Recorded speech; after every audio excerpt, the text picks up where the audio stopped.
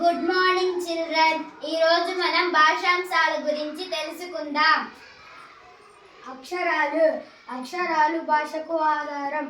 ఆ, మా, ల ఇలాంటివి. పదాలు అక్షరాలతో పదాలు ఏర్పడతాయి. అమల. వాక్యాలు కొన్ని పదాలతో వాక్యాలు ఏర్పడతాయి. అమల మంచి బాలిక.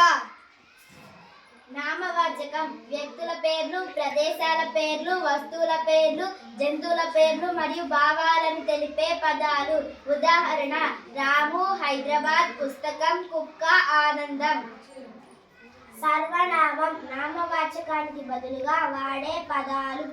ఆమె, అతడు, వారు మొదలైనవి. సీత తెలివైన బాలిక.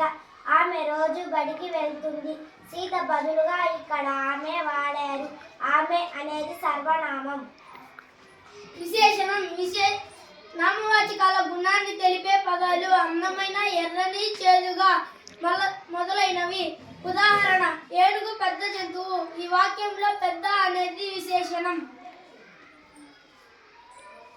క్రియ పనిని తెలియజేసే పదాలు. రాయడం, చదవడం, తినడం మొదలైనవి. రాధ పుస్తకం చదువుతున్నది. దీంట్లో క్రియ అనేది చదువుతున్నది. సమాపక క్రియ వాక్య భావంలో పూర్తిగా తెలిపే పదాలు. కమల వచ్చింది. అసమాపక క్రియ వాక్య భావంలో పూర్తిగా తెలపని పదాలు. కమల వచ్చి, రాము చదివి మొదలైనవి. Very good. పిల్లలు అందరికి అర్థమైందా?